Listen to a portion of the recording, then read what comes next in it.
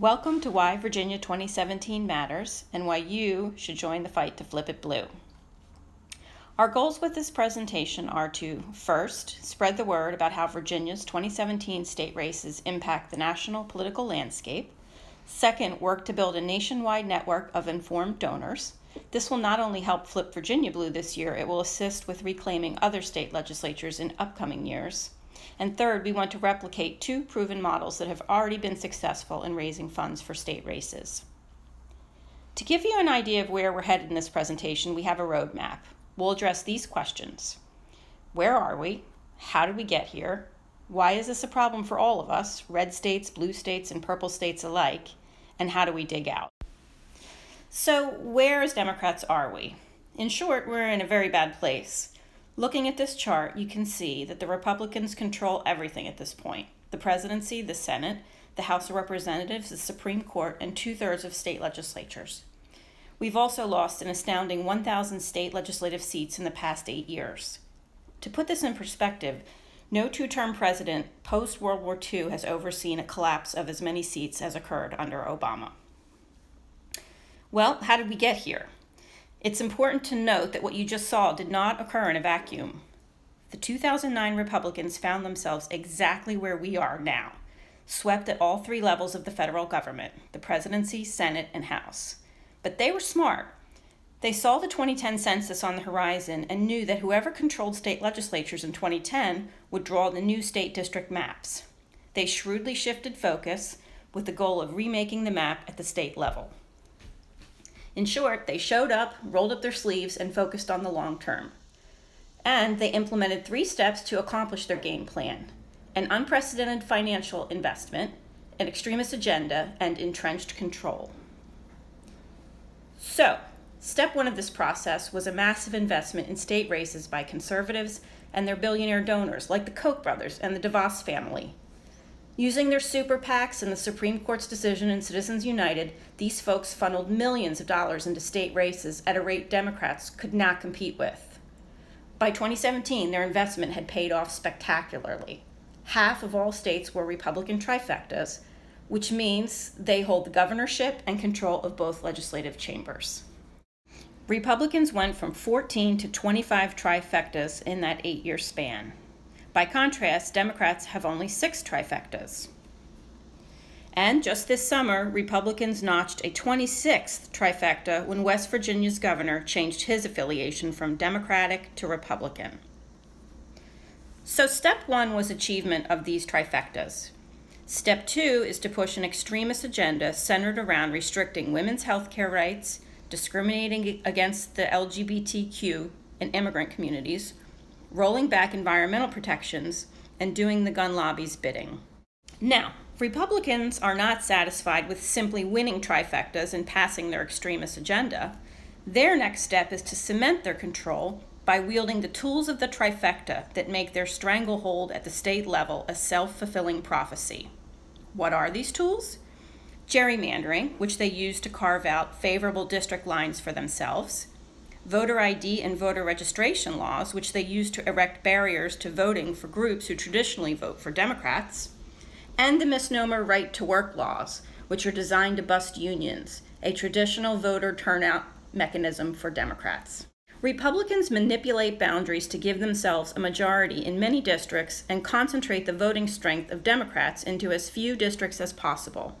This turns democracy on its head, as politicians are choosing their voters rather than voters choosing their leaders. As for voter suppression, take a look at the states that had already used their trifectas to impose first-time voting restrictions in time for the 2016 presidential election. Encouraged by how successfully these voter restrictions worked for them in 2016, you can see Republicans are running with this strategy in 2017 as new bills to restrict access have spread like wildfire. So we've seen where we are and how we got here. The next question is, why should you, as an out-of-state person, care? The answer is the ripple effect. The fallout from the conservative extremist takeover is not confined within the state's borders, but rather it extends even to those in safe blue states. In fact, there are several reasons non-Virginians have a stake in what happens in Virginia. Reason number 1 relates to the very real possibility of a constitutional convention. Under Article 5 of the U.S. Constitution, states can convene a constitutional convention if 2/3, or 34, of their legislatures pass a resolution in favor of doing so. A couple of things to keep in mind here. They only need control of 34 state legislatures to pull this off. It does not require a governor's signature. Also, just a little history reminder. The last constitutional convention we had in this country, that would be 1787, when our Constitution was adopted. The bottom line is that entrenchment at the state level is not enough for these guys. They're now working to parlay that state control into control of the federal government. As one conservative outlet noted, the Constitutional Convention is to be a, quote, long-term firewall in the states for when Democrats win back control of the federal government. Here you can see some non-fake news sites covering conservative extremists' furious work to get a constitutional convention. Anyone who thinks the same crew who engineered the state-level takeover we just examined aren't going to use the same blitzkrieg tactics to obtain a constitutional convention just isn't paying attention. So, why should you care what happens if you're out of state? Well, 28 resolutions calling for such a constitutional convention have been passed.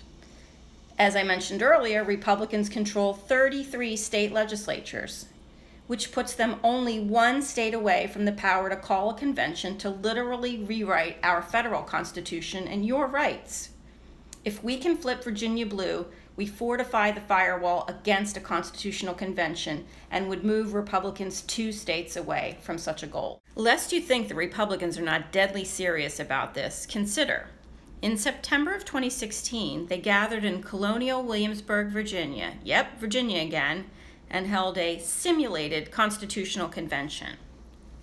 They practiced procedures and debated and passed 6 amendments. What might these conservative extremists propose at a constitutional convention? Well, in general, they push a generic call for, quote, restricting federal power, a blank check that would open up a Pandora's box of possibilities. At their simulated convention, they passed things like eliminating the federal income tax and granting states the ability to vote to repeal federal laws and regulations.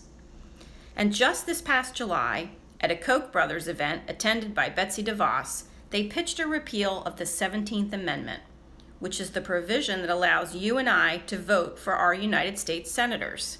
This crew wants to roll back the 17th Amendment and return to 1913, when state legislatures, instead of voters, chose U.S. senators.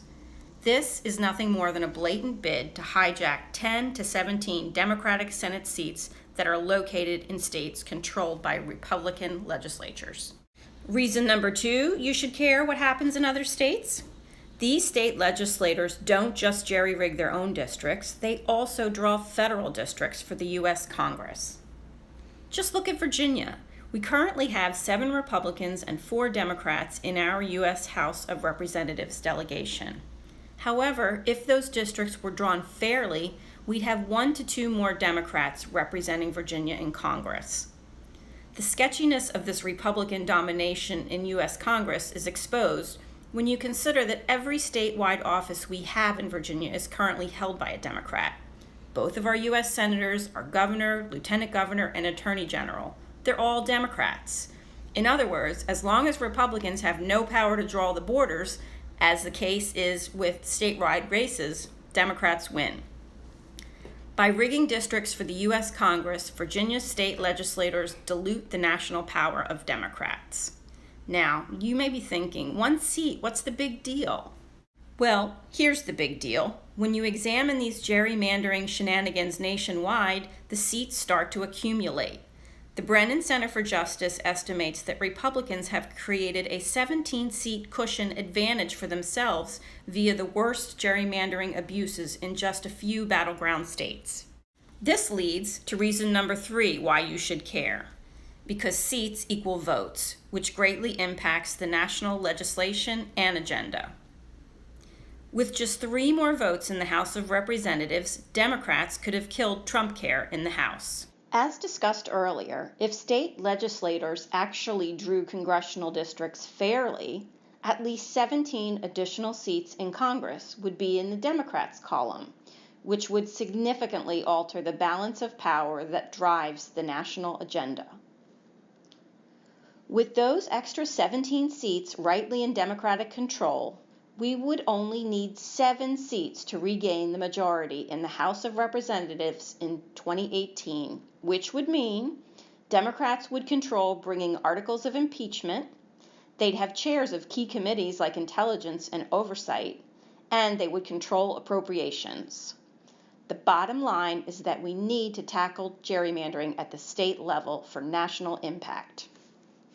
With the 17 gerrymandered states in Democratic control, Democrats would only need 7 states to regain control of the House of Representatives next year, which would mean Democrats would control bringing articles of impeachment, they'd have chairs of key committees like Intelligence and Oversight, and they would control appropriations.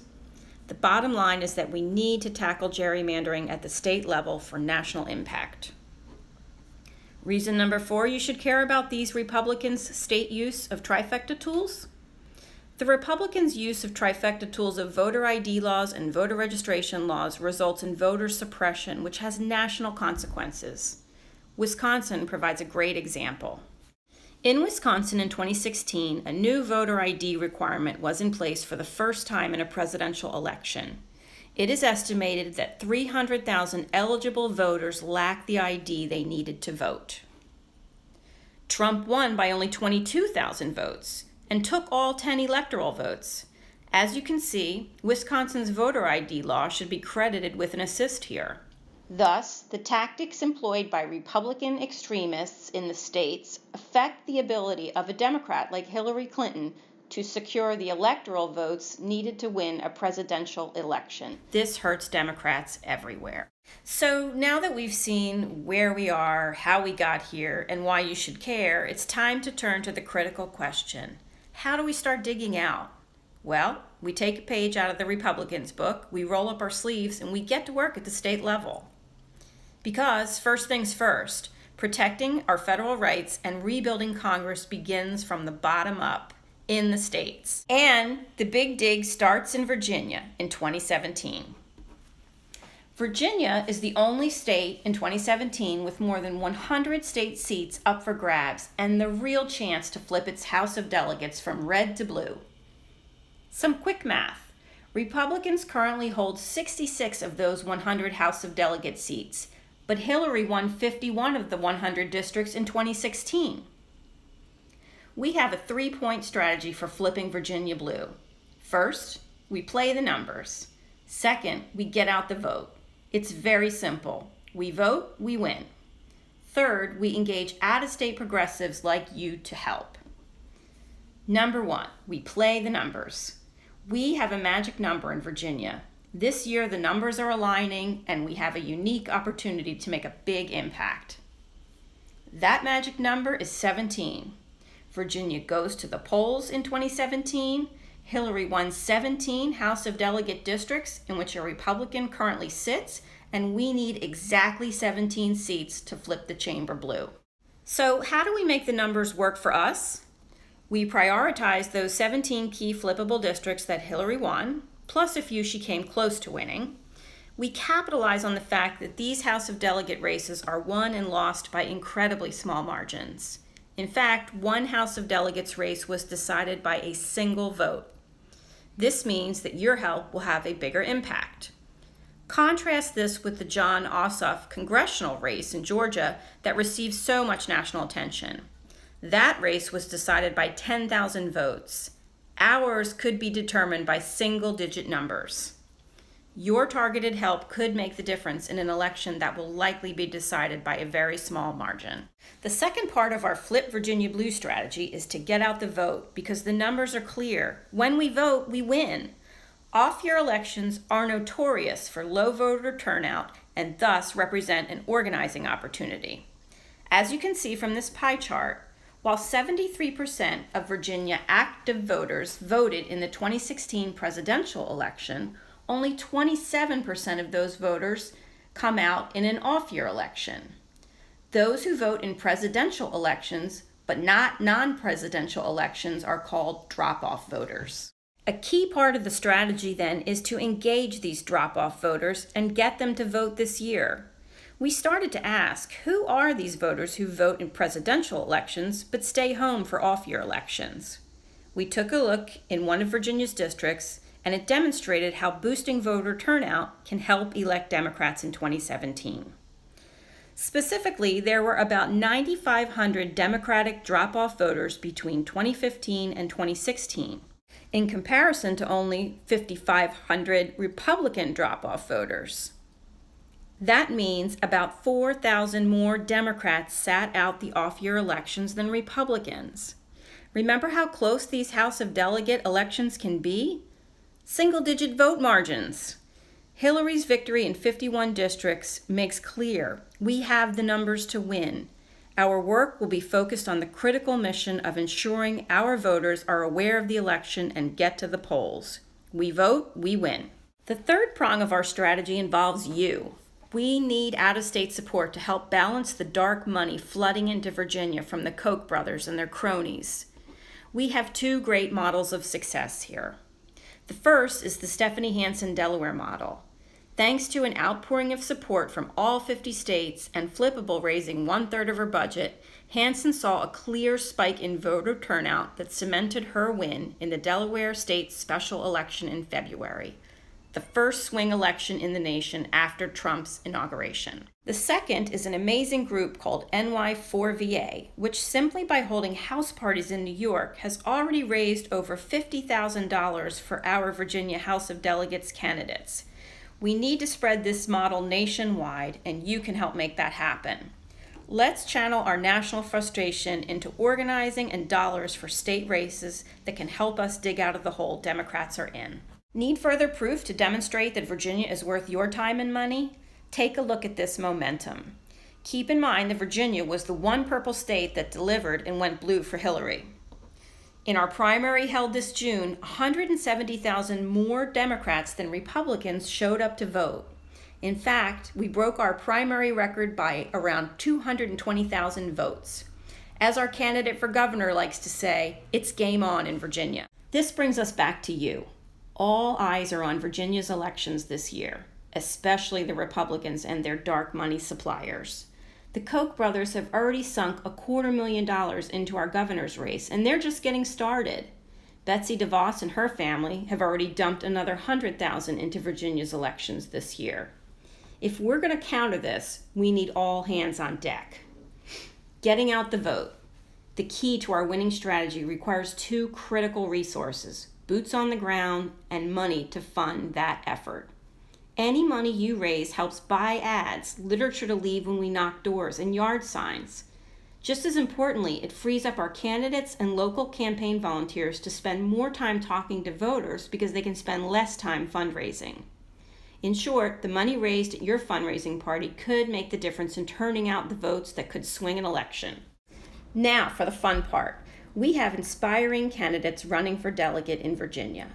When people say Democrats have no message and are simply anti-Trump, tell them to take a look at Virginia. We have a slate of candidates who are authentic and determined, passionate women and men who have firsthand experience with the state and local issues that affect people's day-to-day lives. The good news is they are fresh candidates who are new to politics. The downside? They are new to political fundraising and all that goes with it.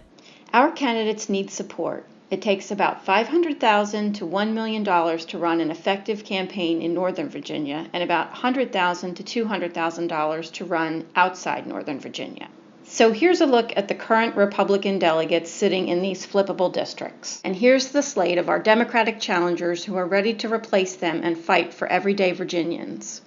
When you look further on our website, www.yvamatters2017.com, you will find fantastic information on these candidates and videos that will bring their authenticity and passion to life. Here's a look at our top 5 flippable districts. To recap, we've got work to do. Virginia is the perfect place to start. We've got the number of voters needed to win, and the way to get those voters to the polls is through 2 key resources: boots on the ground and dollars to support that singular mission. What can you do to help flip Virginia blue? There are lots of options. Visit us at www.yvamatters2017.com to learn more about the stakes candidates and issues, pick a candidate or candidates to support based on their alignment with issues you care about. Throw a party. Our host guide toolkit on the website walks you through the steps and provides sample flyers, invitations, and content. Learn about other fundraising opportunities or make a contribution to your favorite candidate.